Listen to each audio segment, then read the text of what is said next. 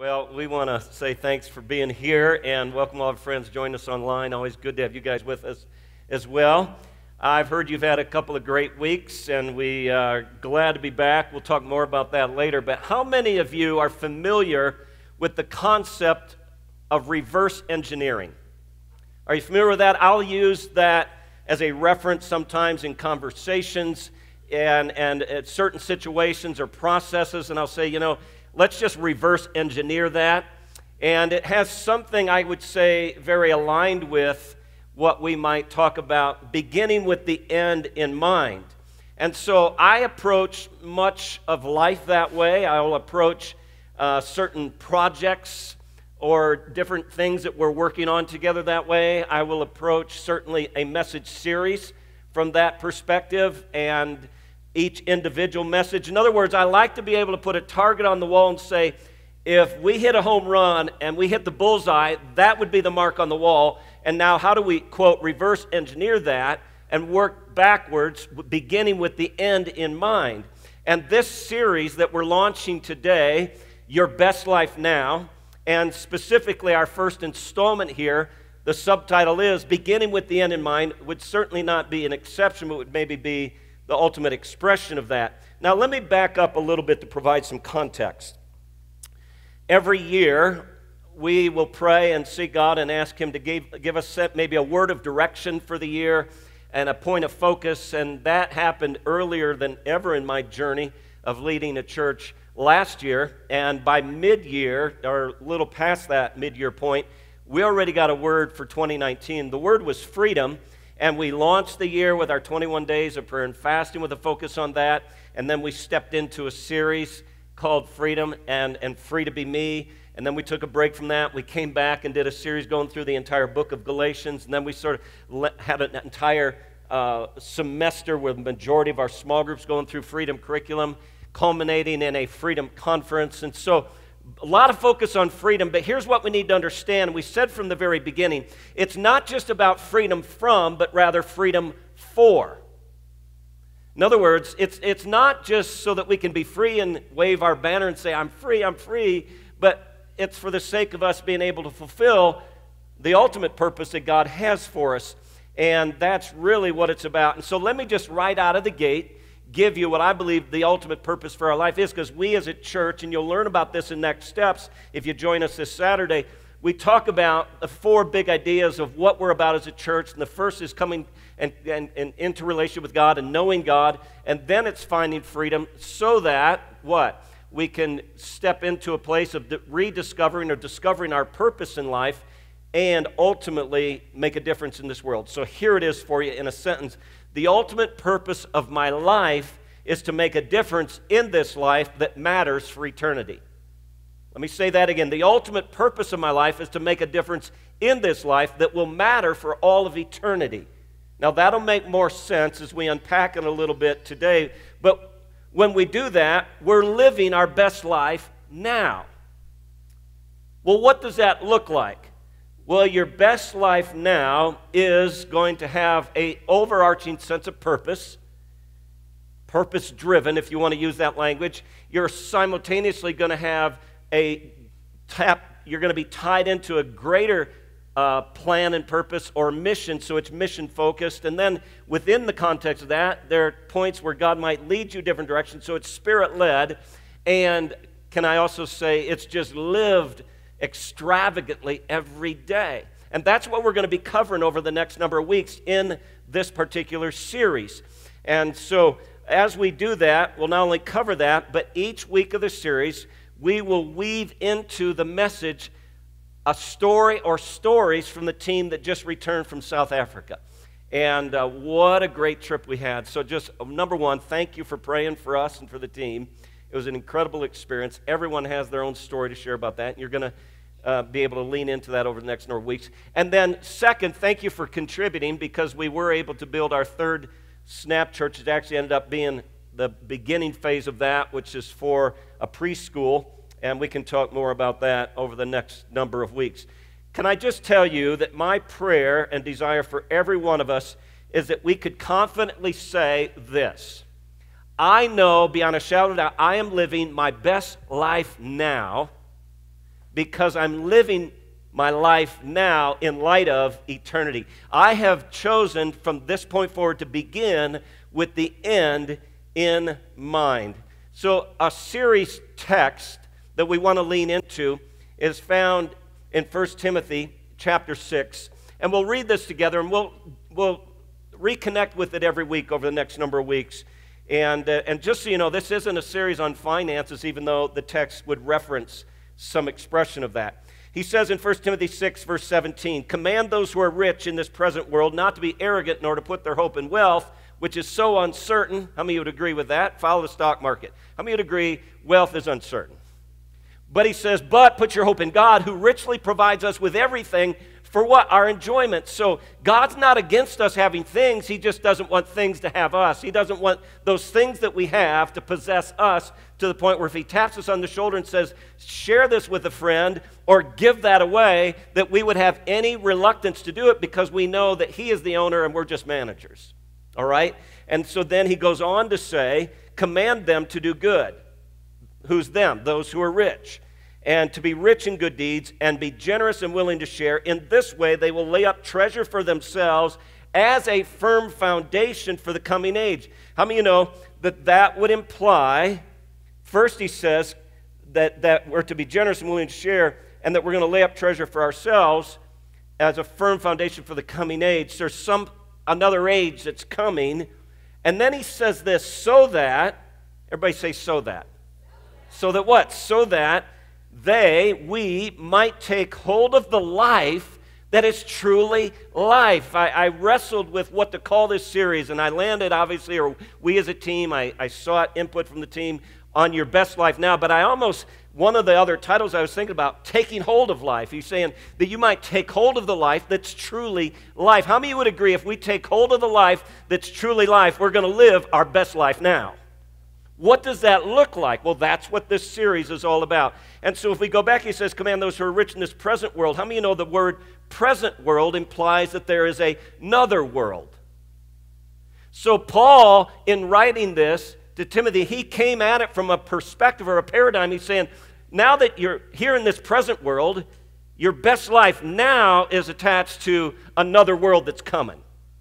And then he reinforces that when he says the coming age. How many of you know there's an age we're in, but then there's another age coming, another season coming. And that coming age, I believe, refers to heaven. And not just eternity, because we understand eternity. What makes something eternal is it's eternal first in quality and second in duration. When God speaks of eternal life, he's not speaking of a duration of life, a length of life, but rather a quality of life.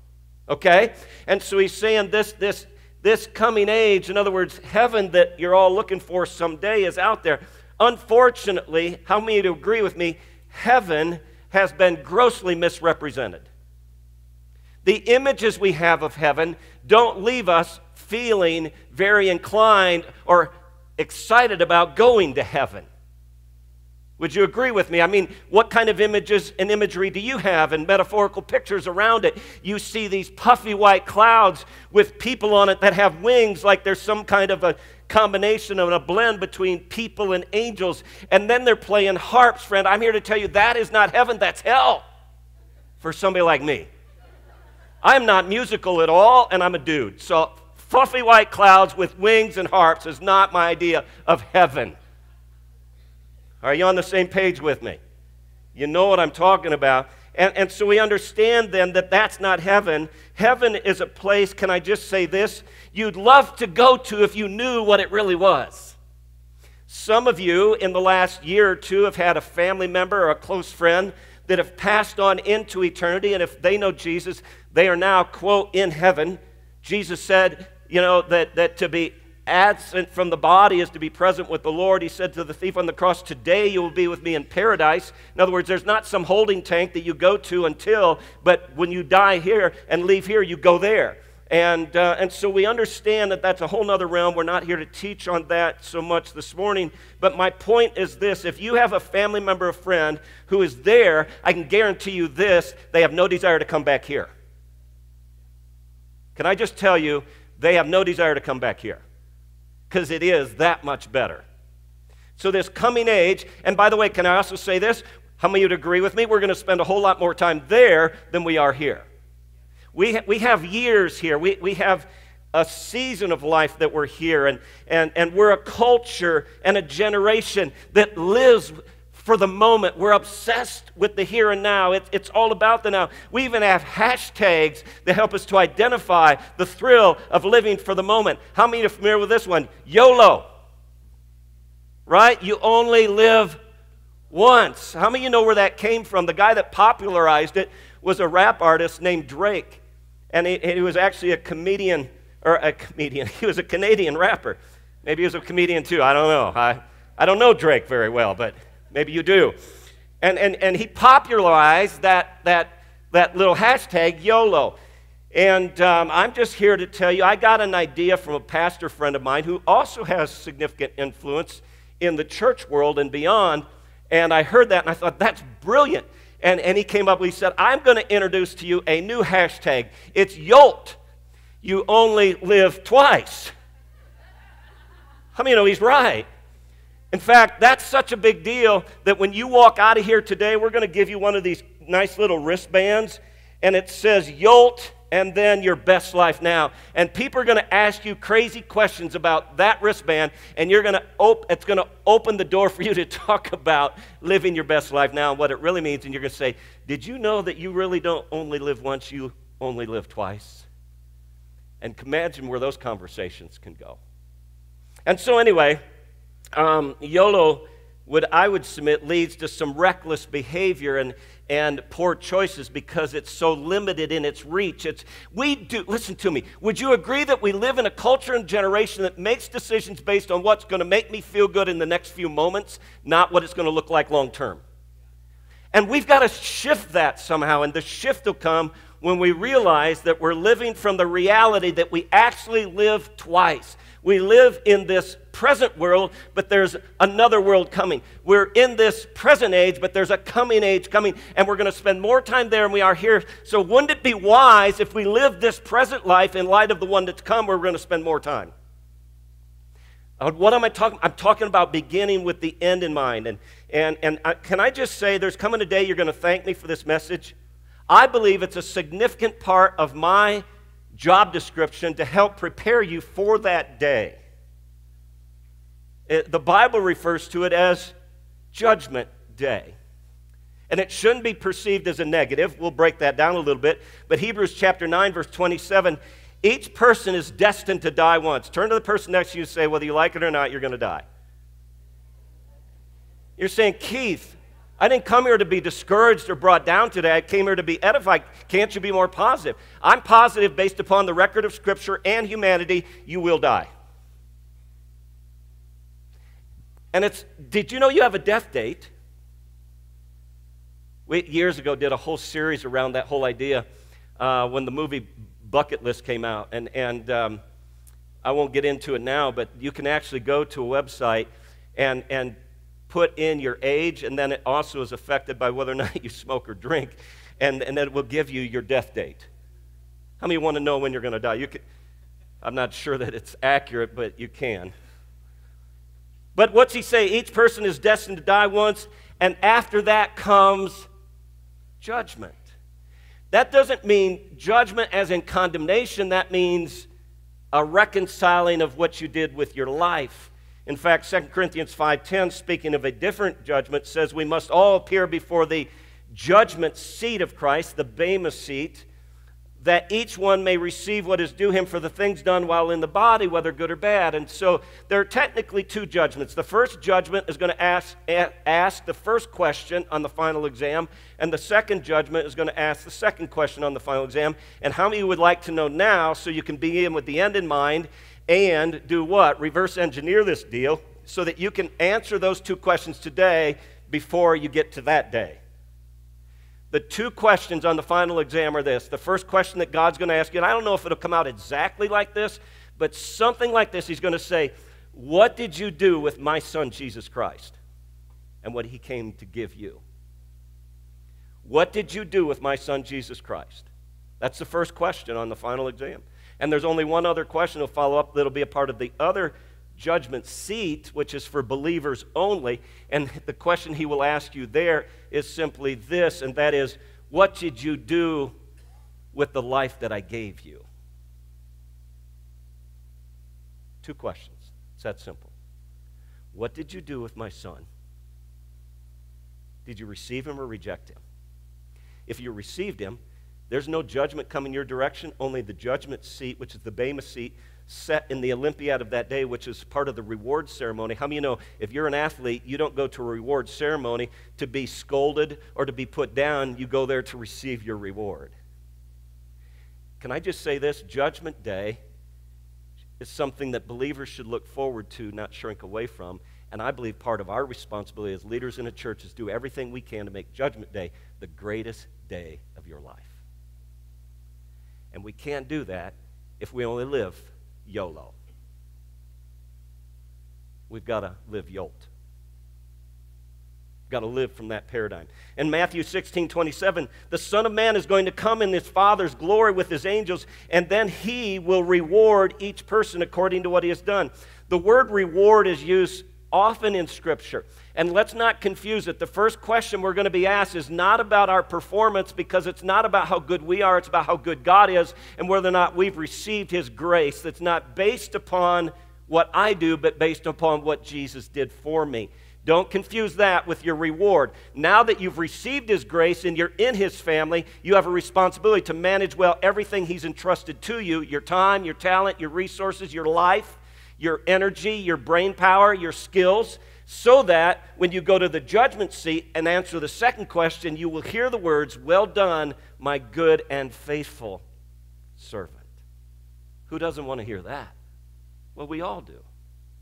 And so how do we prepare? Because he said he's coming with his reward. In fact, how many of you know, he is so excited about rewarding us, he's not going to wait till we get there. He wants to bring his reward with him when he comes. And so, let me give it to you in a sentence, a memorable sentence, a tweetable sentence. Take a picture, Instagram sentence. Your best life now is lived in light of eternity. Let me tell you that again. Your best life now is lived in light of eternity. It's not lived for today, it's lived for that coming age. Another day. That's our best life. And so let me give you real quickly, and I'm not going to spend too much time on this, but let me give you some what I call eternity principles. I'm going to give you three. There are probably more, but I'm going to give you three, and I think you'll resonate with all of these. And the first one is this. Would you agree with me? We're just passing through. Or some would like that one verse that says, "And this too shall pass." If you're going through a rough time, that's a verse you want to put on the fridge. This too shall pass. If you're going through a rough season, just know that you're just passing through. In other words, don't put everything you have into this life. Don't put everything you have into this life because you're just passing through. There's another life coming. The second eternity principle is this: our time on earth is short in comparison. Our time on earth is short. It says in James 4:14, what is your life? You're a mist that appears for a little while and then it's gone. How many have ever put on the stove old school tea, coffee preparation, where you put on a pot till it boils and then a mist comes out? How many know that mist, it's there but then it's gone? Maybe you grew up in San Diego and you know the morning mist that can hover over the city, especially along the beach and the coast, but then by midday it's gone. Our life is like that. It's a mist. It's here and then it's gone. It's so short in contrast to the rest of our life on the other side. And anything that we think we have a lot of, how many would agree, we tend to squander? Would you agree with me? Anything that we think we have unlimited access to, we squander it. And so the younger we are, the more we think we're going to live forever, and we can be careless with our life now because we think we have forever to figure it out and to live it out. And yet, the older you get and the less you have of something, how many know the less you have of something, the better you will steward that something? The more money you have, the more frivolous you can be with the expenditure an expression of spending your money, whereas the less you have, the more concerned you are about how you manage that amount.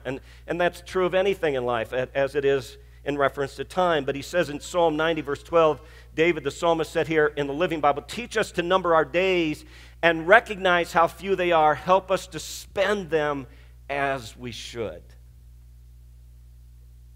Not to squander them, but to intentionally. How many know that to spend them as we should implies there's some intentionality there, which I'm going to circle back to. And then the third eternity principle I want to give you is one that actually I had something different down, and I was, my body was trying to figure out what time of day it was a couple days ago after we got back from the trip, and I woke up in the middle of the night, and this thought was just racing through my mind. I thought, that's it. That's the third eternity principle that we've got to capture, and that is this, that my present is being shaped by my future. Most of us are taught that your present shaped by your past. No, your shape doesn't have to determine your identity or your present or your future, but your present is being shaped by your future. What you're saying, Keith, wait, that sounds like a little bit of a mental gymnastics that you're playing with me, or what do you mean? In other words, what we believe to be true about tomorrow will shape and influence how we live today. Let me say that again. What we believe to be true about tomorrow will shape and influence how we live today. Knowing that there's a day coming that I'm going to stand and give an account for my life determines what I do with my life now. In other words, if you know that there's a final exam coming when you're in college and you're working on your final thesis for a degree or something, you know that you're working toward that, you're going to map out your days differently than if you don't think that day's ever coming or you're not enrolled in that class. Do you see what I'm saying? In other words, that is what determines the course of my life. Therefore, can I just submit, we will live different and better if we live in light of eternity. Let me say that again. We will live different and better if we live in light of eternity than if we live in light of now. Everything we do matters, and it will be weighed and or measured in light of eternity. 1 Corinthians 3, 13 and 14.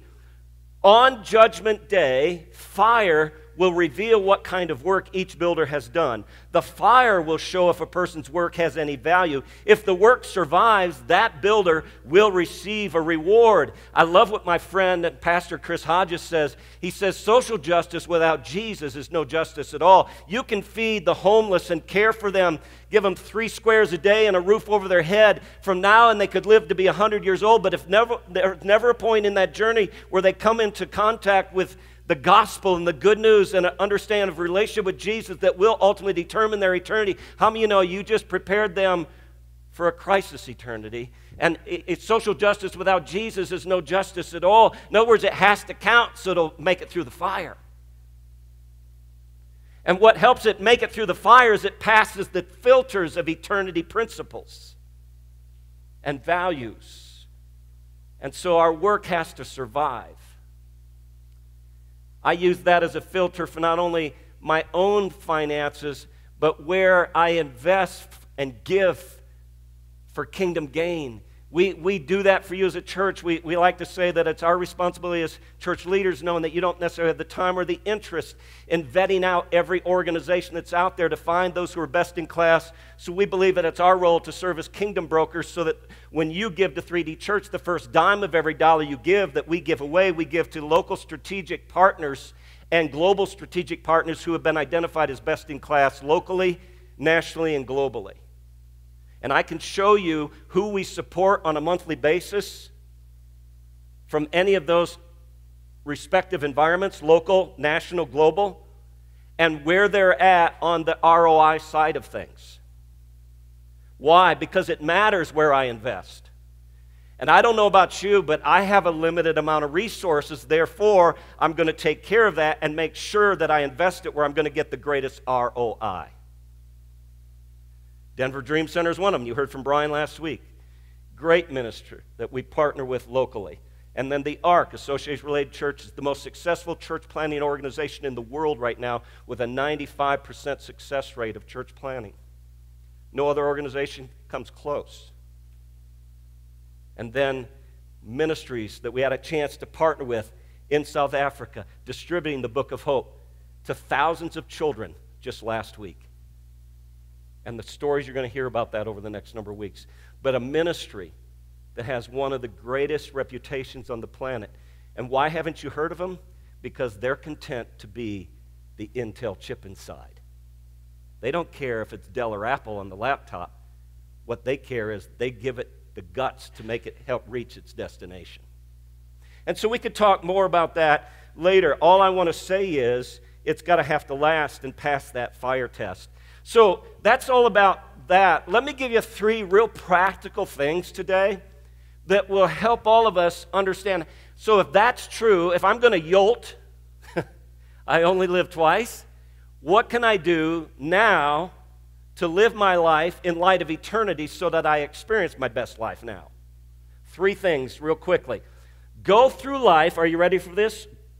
Go through life looking up, not around. Go through life, every day of your life, looking up, not around. Don't be enamored with the things of this life.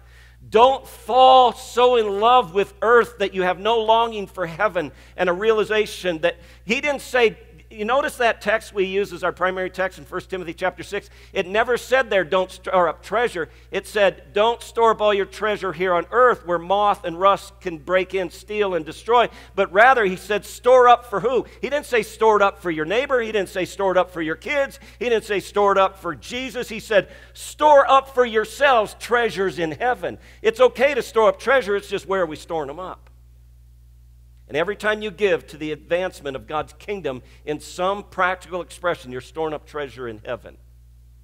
And so we want to live our life looking up, not around. And so all I can say, if we fall in love with this life and this planet and here on earth, it's guaranteed to disappoint at some point. It's guaranteed. And can I just say to you, if you came in here a little bit discouraged today and you've maybe run into some challenging times and you feel like your back's up against the wall, you're down and the only way to look is up, can I just say, thank you, Lauren Daigle. Don't be discouraged, child. Look up, child. Look up, child. Why? Because your redemption is getting closer and closer. Hebrews 11. By faith, Moses, when grown, refused the privileges of the Egyptian royal house. He chose, everybody say he chose. What? A hard life with God's people rather than an opportunistic, soft life of sin with the oppressors. He valued suffering in the Messiah's camp far greater than Egyptian wealth because he was looking ahead to what? His reward, anticipating the payoff. Friends, it's not wrong to look ahead to your reward. I think we should be looking ahead to our reward. That's why we can look forward to Judgment Day and heaven, because we're going to be rewarded. The motivation, God created us in His image. He knows that we're hardwired for reward. He knows that we're going to look to something. We do things. We engage in things. How many of you don't invest money to lose money. You don't start a company to go bankrupt. You don't get into a relationship to get divorced. You get into whatever you get into expecting a great return on that and a reward of some kind. And He just knows that that's hardwired into an internal motivation that we all have. And what He's saying is make sure that when you tap into that internal motivation that it's appropriately directed so you're not disappointed at the end of the day because you stored up all your treasure here. And it's something when the stock market crashed years ago, I know people in this church and are connected to our church family that lost almost everything within hours when the economy tanked and had to rebuild their retirement plan. And I'm not saying don't plan for retirement. What I'm saying is balance that out with what we're storing up treasure in heaven. Number 2, give up something you want now for something you want later. Give up something you want now for something you want later. How many of you know if you want to be like me and have a six-pack, there's your opportunity to laugh. If you want to have a six-pack, how many of you know there are some things you have to set aside? Right? There are some things you have to forego. There are certain foods that you're going to just say no to. You're going to say no to the wrong carbs. You're going to say no to too much sugar. You're going to say no to too much something else. Why? Because you've chosen to say no to something that you want for something you'd rather have. In other words, give up something you want now for something you want later. Dave Ramsey in Financial Peace University says it this way. He says, choose to live like nobody else so that someday you can live like nobody else. In other words, that's a great principle for life here, but how many would agree it's also a great principle for eternity? In other words, I could use all I have for me, Moses said, but I choose to use it to benefit others. And we could join in on this as well and say, I choose to use what I have to benefit others and do everything I can to bring heaven to earth so other people can go to heaven. I mean, that's a great motivation for living. In fact, it says in Matthew chapter 6, do not store up for yourselves treasures on earth where moth and rust destroy, where thieves break in and steal, but store up for yourselves treasures in heaven. Who are you storing up the treasures for? Yourself. Where? Not here, in heaven, where moth and rust do not destroy and where thieves do not break in and steal. For wherever your treasure is, there your heart will be also. Have any of you ever wanted to get closer to God? How do you get there? Well, yeah, you access Him through His Word, the Bible. You access Him through community with other believers.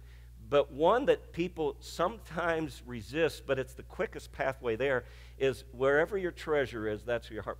Wherever you leverage your resources, your heart's going to follow. He didn't say wherever your heart is, your treasure will be. He said wherever your treasure is, that's where your heart will be. And so it's all about kingdom principles and priorities. And then finally, number 3, make the most of every opportunity. Go through life looking up, not around. Give up something you want now for something you want later, and then make the most of every opportunity. How many know that the opportunities to make a difference for eternity will be gone once we're on the other side? Did you catch that? The opportunities to make a difference for eternity will be gone when we're on that side of eternity. And so I need to go to work every day. I need to go to school every day. I need to walk my neighborhood every day looking for opportunities. I don't know if you feel like this is somewhat morbid, but I was so impacted in different ways by 911 that I find it interesting to learn about the context of that and the impact of that.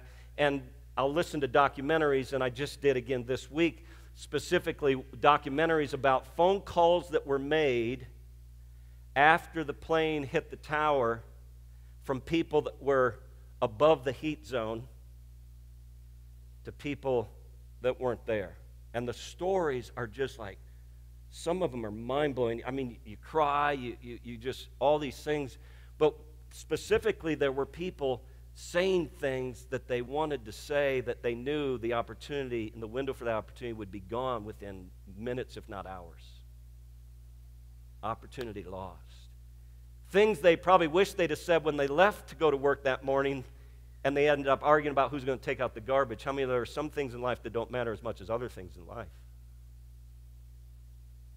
And all I'm trying to say is there's a biblical reference to this thing called a window of opportunity. Ephesians chapter 5, verses 15 and 16. Be very careful then how you live, not as unwise, but as wise, making the most of every opportunity. Why? Because the days are evil. Making the most of every opportunity. Now, the word opportunity there, speaking of time, another translation actually uses the word time, is kairos.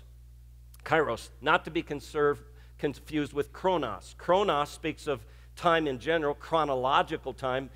Kairos is speaking of a moment in chronos, a moment in time. In other words, like those in the 911 experience or other opportunities. And a life lived in light of eternity is all about people, relationships, and love, and living intentionally, making a difference.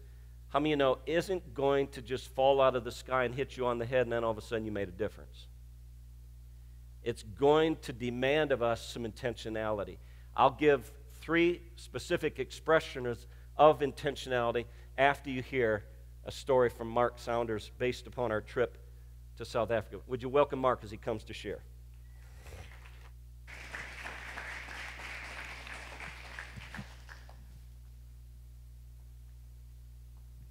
Thanks, Keith. So, thank you very much for coming out this morning. And what I really wanted to start off with was what impacted me on this trip to South Africa, and the point I kind of wanted to make and draw into your message this morning is that with the, having the end in mind at the beginning takes action. And I think one of the passages that really spoke to me was 1 John 3:18 that talks about truth and sharing the truth, and sharing the truth in our lives requires action. And so one of the things that really spoke to me a lot on this trip and reminded me kind of the end in mind was as a kid growing up, I used to listen to Paul Harvey a lot. I don't know how many of you might remember Paul Harvey, but he was famous for the famous stories he would tell, and now the rest of the story. And so what was interested me about Paul Harvey and in the end in mind is that Paul Harvey always told the story. He would tell the story that you didn't hear about. So like when he gave a story about Billy Graham, he would talk about this little redheaded boy that would go to these revival sessions in South Carolina growing up, and you would hear about this little boy only to find out that the rest of this story, the end in mind, was really, this man reached, over 215 million people in over 185 countries. And what fascinated me about all of that is that it took action. And on this trip that we took to South Africa, we took action. We put our faith in the truth into action. And Keith had asked us to share a part of our testimony and had asked us three very poignant questions. And the first question he had asked us was, what impacted us the most on this trip? Which is a really difficult question to answer because there were so many things we were impacted by. And I think you'll hear from the rest of our team too. So I apologize to the rest of the team if I steal some of their thunder, but I know one of the things that impacted us really majorly on this trip was when we went out to share with with some of the primary schools, and we were handing out the Book of Hope. And there was one school in particular that we did not know we were going to, that was a small private school. And we were going there to do our little skits, and we were going to hand out this Book of Hope. And it turned out that this primary school blessed us. They prayed for us. They sang songs to us. And then they were going to take their Book of Hope, and we gave them actually extras because they were going to take it and actually share it with their friends and invite them to church. And I mean, we were in tears. We were just so blown away that this primary school was going to go out and bless others because we were there with them, and they just completely blessed us big time. And so the other thing Keith had asked us was, what was God speaking to us on this trip? And really the thing that spoke to me over and over again on this trip that I just kept hearing, and especially with taking action with the end in mind for the beginning, is it requires risk to have faith in God. And the reason why I say it that way is because I'm an engineer. And because of the work I do, I have to be very precise with the work I do. And sometimes with the work I do, there is no second chances. You have to get it right the first time. So I engineer very precisely in all of my work. And so that has filtered into my personal life. And on this trip, I was trying to precisely engineer everything on how things were going to work on this trip. And it did not work so well. I mean, for example, I just wanted so badly to know exactly where we were going to be, how we were going to get there, how much money it was going to cost, when things were going to happen. And as some of the team will testify, we got to the Snap Church, and we were just like, we were kind of, blown away that we were just at the very beginning of the Snap Church building. And we kind of stood around waiting and wondering how we were gonna what we were going to be doing and stuff, and that was just driving me crazy. And so some of you going to a place like South Africa in a different culture with a different language and a different society, that may give you a lot of fear. But for me, that didn't really give me a lot of fear. What I had fear with was the fact that I didn't know what was going on, and I couldn't control it. And so to take action with the beginning in mind, or at the end in mind at the beginning, means taking some risk. And you have to take some risk, otherwise you don't have faith. And that's what I really struggled with, is that as long as I could control everything, I don't need to have faith in God.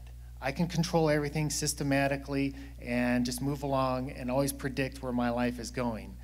But now I don't have to have faith. So that was my biggest challenge on this trip, and I'm still working on it. But I'll get there. And so that's really it.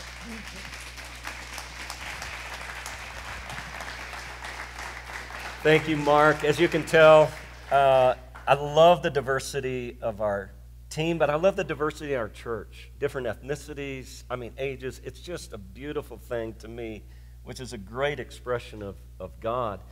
But as an aerospace engineer, he's got this thing all booked out, and you were probably in control of almost nothing.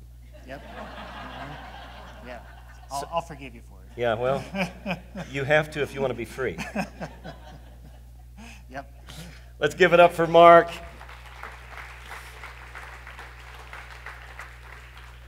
We're out of time, so I'm just going to give you real quick 3 expressions of this intentionality that Mark referenced. First, choose to intentionally share your resources.